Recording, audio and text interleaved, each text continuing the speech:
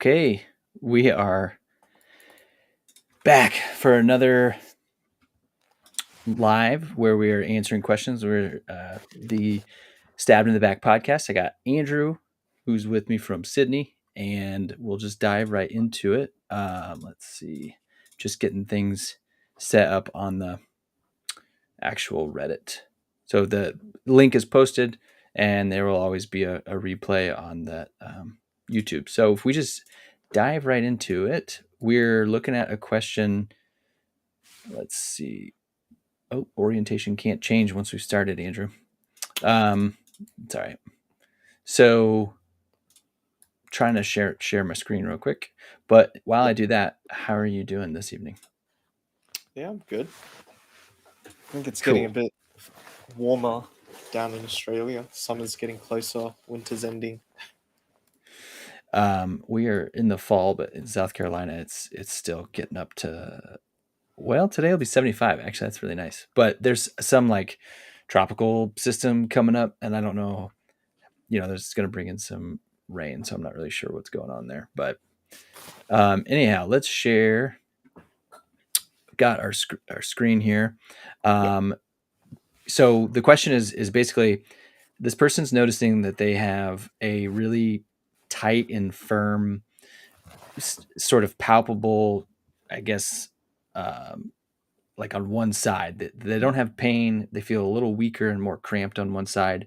And when they push really deep, they feel soft, but other, like a hard, like, I don't want to say mass. It just, the person says like, I'm hitting a wall and the other side feels soft. So they're essentially comparing their right side to their left side. And they're wondering, it's painless until they really get a lacrosse ball in there. And they've said it doesn't release the rock hardness.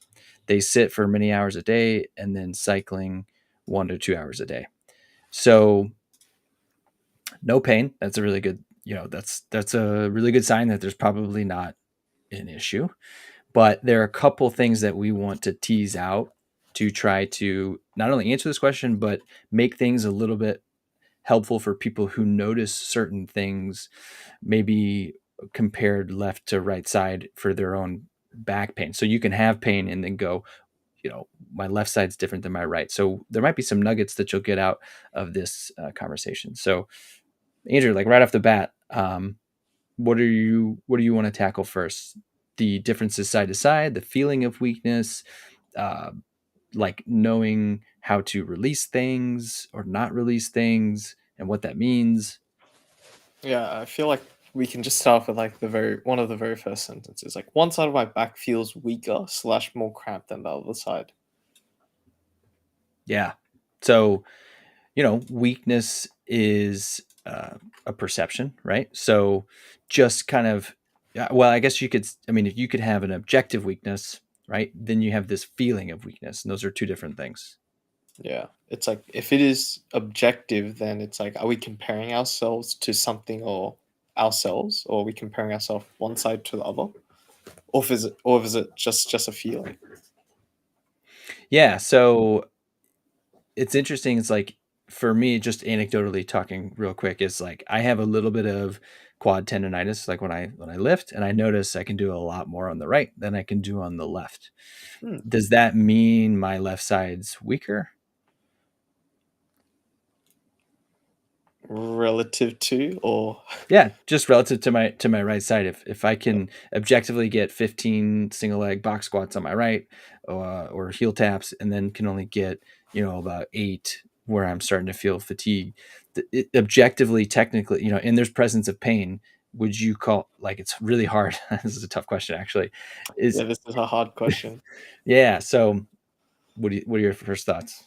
S- I think in your case, if there is like pain as well, there might be differences because there could be some limitations due to how much pain you're feeling as well. That's like one of my little thoughts in my head. But if pain isn't limiting it, then yeah, sure. There's a rep difference there to see.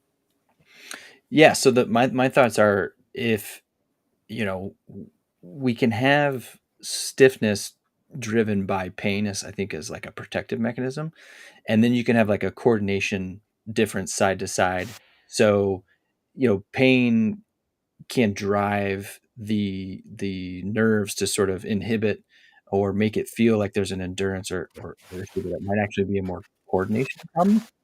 Um, so I find that interesting. So the thing that comes to my mind is, when do asymmetries or feeling weaker uh, on one side versus the other matter? Yeah, then it always goes back to function, right? It's like, does this weakness stop you from doing anything in particular? If it's specifically, I want to get better at like single-legged box squats from a height, then sure, maybe this is something that we can specifically work on. But if you can do everything that you want to do, then maybe this difference doesn't matter as much. It's Hmm. like, what is the function of the difference that we're seeing here?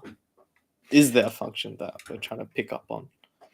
Right. So it's like this person says they're feeling weaker and more cramped in their side, but like in what context, right? So there's certain things that we're missing in order to be able to fully answer this question. But we can sort of, if I'm working with somebody who's got these same questions, which often I do, and I'm sure you do as well, I just sort of say, show me when it feels weaker, show me what positions, or what you're trying to do, which comes back to your point about being functional. Yeah, so for him, it might be something cycling related because he says he cycles for like 1 to 2 hours every day. I was like, okay, sure, cool. Let's look into that and tell me a little bit more about how it's affecting you in that way. Hmm. So it seems like it's stemming, like the issue is like, it feels weak on this side, so now I'm going to explore.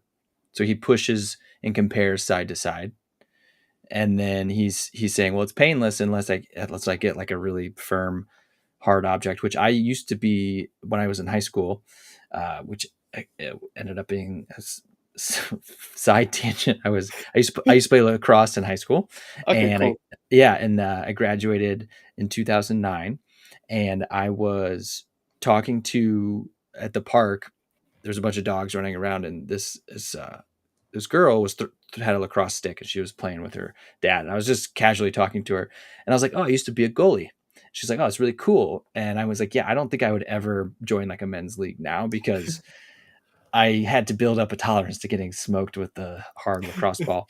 Yep. And through our conversation, was telling her when I graduated and how long ago, and I was like, "How long ago was that?" She was like, "It's 14 years." And I was like, "Oh, that." I was like, "Dang, that was like really quick." She's like, "Yeah, that's when I was born." And I was like, "Oh." Like, yeah, feeling pretty old. But yeah, so I don't miss those hard lacrosse balls, which is the point of the story. But like, we've got several things to unpack with laying on a hard lacrosse ball, whatever it is, not being released. So I think let's just talk about, like, when somebody explores side to side and finds what they think is an asymmetry, or even when a professional finds an asymmetry, what does that mean? In like palpation or like quote unquote tightness or Um, yeah, so I think asymmetries, just in general, people will naturally have them, and then they might yeah. wonder, I think, what that means. So if you were working with somebody and they said, I notice I can rotate more to my right than I can to the left, like, what does that Mm. mean? I'm trying to give you more context. I think could mean quite a lot of things. It's just like your range is better on one side than the other. It's Hmm. like cool, but what's the function of that? I guess is Hmm. how I think about it. So if I play a sport and I'm used to, let's say, spiking, and I always turn to my right side, then Hmm. maybe it has some function there. It's like, okay, you're more flexible from turning with your right shoulder backwards there. That might be better for your sport to be quote unquote asymmetrical as well. Yeah. So do asymmetries exist, like, naturally? Yeah, for sure. Like from where some people are left and right handed already, right? So that's like Yeah. asymmetry, but it's normal as well. People Yeah. don't have different hand pains because they use one hand more or less than the other. Yeah, for sure. I think in the rehab setting, when we look at asymmetries and we're trying to find someone's cause for pain, I think there is a belief that those asymmetries can be causative, but we find them so uh, naturally in asymptomatic populations. You start to wonder how much do they really matter, which is what is kind of like I'm trying to lead towards. And I think the common one is like an anterior pelvic tilt, and the percentage of people walking around with what a clinician or a rehab provider would look at visually with their eyeball and say, "Oh, you have back pain? Well, you have an anterior pelvic tilt, and that's your reason." Yeah. However, there is no accurate or gold standard way of measuring that in and across all rehab settings. So when lay people hear that, as is the reason I'm going over this, is that you're going to go see somebody and they're going to talk about your anterior pelvic tilt. And I'm telling you, there's no accurate or gold standard way to measure that. So you wonder, is this person just eyeballing this? And the truth, yeah, the answer is yes. I mean, they might put your hands on you, but there's no good way to measure it.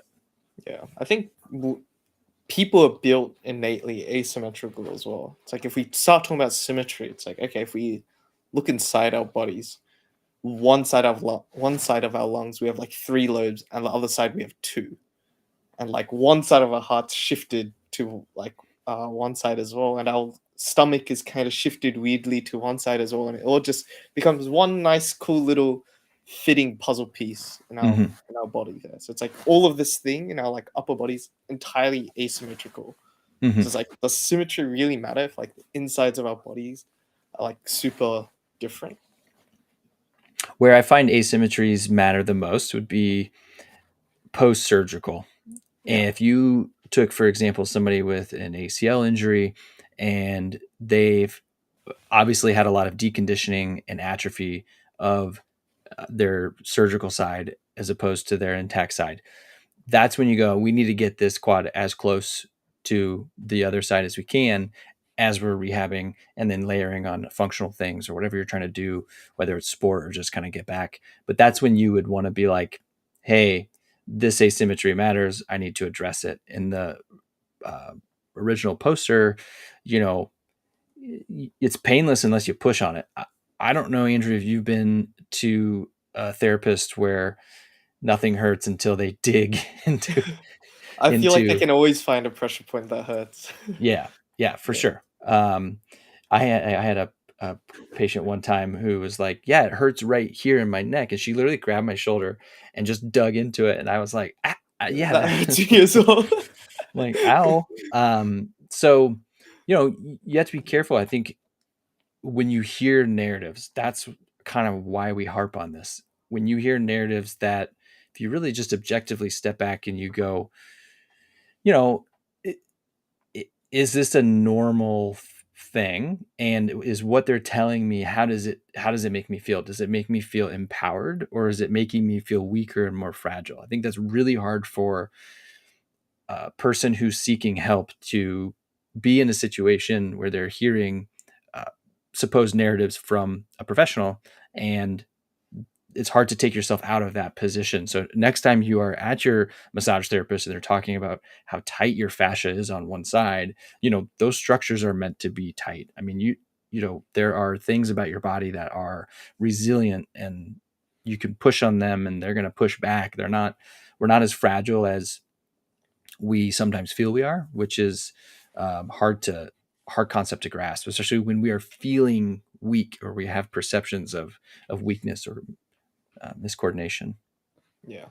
Yeah, I think another thing is like lots of people can say one thing feels tight, but it always comes back down to, it's like, does it matter if it's tight in the first place? Like for me, right? If I go to get a massage or whatever, and they massage my traps, a lot of the time, or like 100% of the time so far, they've all said that I have really tight traps, but Hmm. like I don't have any problems with like I don't have any shoulder issues. It's like maybe this tightness isn't a problem at all.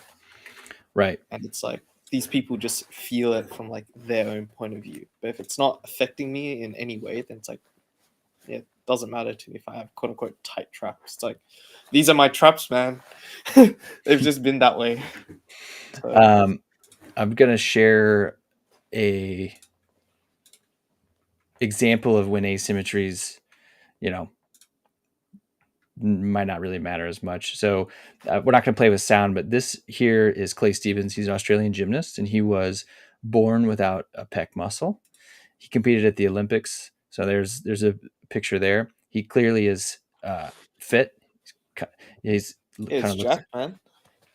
like me. No, I'm just kidding. But he is got no issues competing not only in his sport, but you know, I always come to his story because it's like, all right, this guy born without a pec, one of an asymmetry that is like obviously you can see it, but it's not really impacting him functionally. So you kind of wonder, Yeah, oh look, Finding Nemo.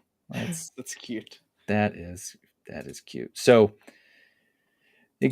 I like to teach in stories um, to try to combat some misinformation. It's like, well, if this guy is, clearly is overcoming a genetic condition, is it really that big of a deal for some of these other things?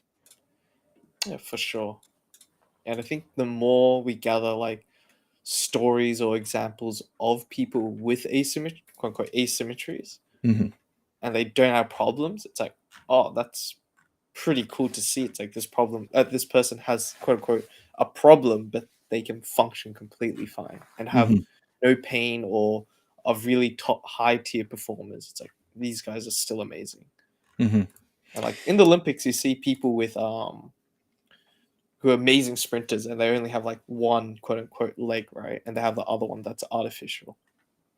Yeah. I mean, just looking at Paralympic in Yeah, general. dude, Paralympics is really cool to see. It's like these Yeah. people are way better than me in like whatever sport they do, and Hmm. they're literally missing limbs. If we come back to the question, moving on to another kind of topic is rolling on a lacrosse ball, and the original poster is talking about how it hasn't released. So it's this idea that prolonged pressure into potentially a knot and it sort of releasing being a treatment. And when that release happens, supposedly That we're relief. fixed. Yeah, Yeah.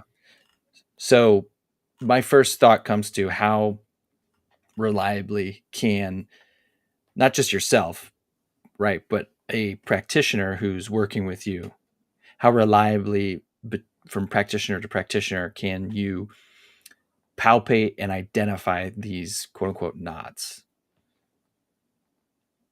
And the short answer is it's really bad. Like, studies have shown between the inter-rater reliability is what it's called, that person A versus person B can't even identify the same knot supposedly.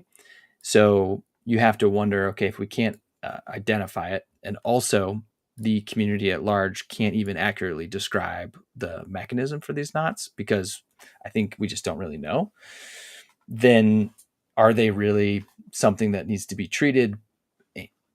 And can we? I mean, can we treat them?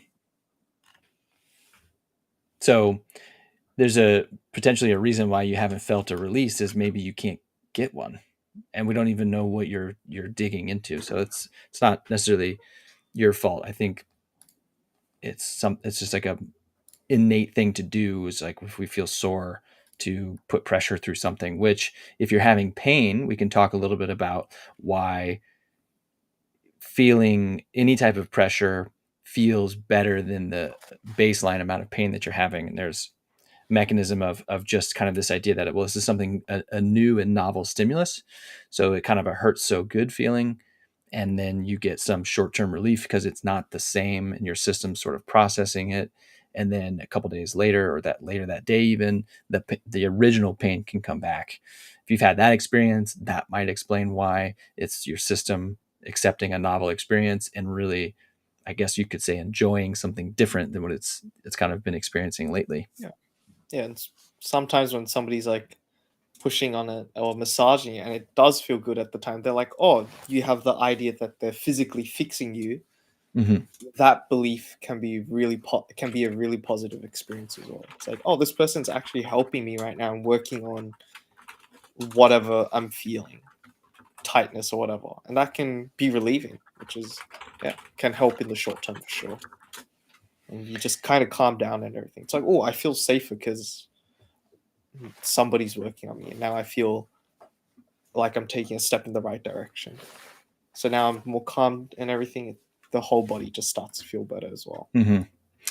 So there's kind of this, if we identify knots as this bundle of tissue that is quote unquote angry, right? Because it's sensitive. Like if you find the knot, push on it, it hurts. You could make the argument that there's something not like the area is just not happy. And the kind of story I like to tell people is if you had a really close friend that was really grumpy and upset about something and their arms were crossed and you wanted them to feel better, which approach sounds better? The one where you come up to them and grab them by the arms and you try to pry them apart and you just tell them, hey man, feel better. Just and you trying to just wrestle them, right? That's how I feel like digging a lacrosse ball into a sensitive area is. Instead, you want to approach it like a very like calm, relaxing, like everything will be okay. So that's, why I tell people if they're going to go get a massage for pain, really make sure that it feels gentle and it feels good because you're going to respond probably a little bit better than the it hurts so good deep tissue massage. I don't know if you have thoughts on that, Andrew. I think I do. I think I'm on this fence of like, if it feels better in the moment, it generally feels. If it just feels better, right?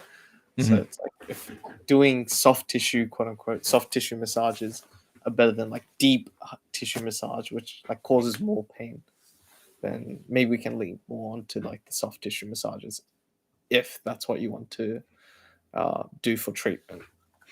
But what if somebody's trying to break up scar tissue and they're trying to deform your fascia? Oh. I'm giving you a lot of bait. It's like, what does that mean in the first place? It's like, Mm-hmm. can we even do that? It's like, is that measurable? I think right now the research kind of says that we need like a butt ton of force to like actually create these changes and stuff that people are telling others. Mm-hmm. So we think about what can our hands actually do to somebody's body. I don't think that they are not helpful. I don't think these approaches are something that we should just write off. I just think that the narratives that come with it, like, hey, I'm breaking up scar tissue. I'm not totally sure, as Andrew's pointing out, the literature supports that that's actually what's happening. I'm pretty sure. Like I should talk about a little bit more confidence. I think I'm tiptoeing around trying not to hurt anybody's feelings who enjoy going to get massage. But the truth is, you're interacting with very little structures underneath the skin. I mean, you can only push so deep before you can feel bone, right? But we're talking 9-10 millimeters deep of how far you can palpate certain structures, which is not very deep. So, for us to be able to say that we can accurately press on one area, that we can accurately intervene is, I think it's less specific and more of a global interaction.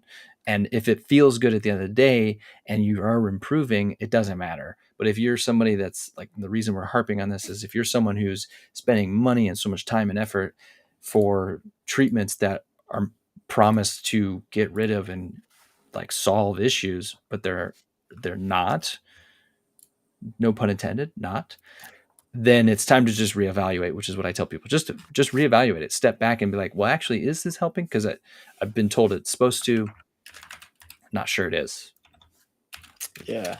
I think I bumped into a graphic that's like pretty cool to see. Okay. You might need to give me a few minutes to find it though. That's fine.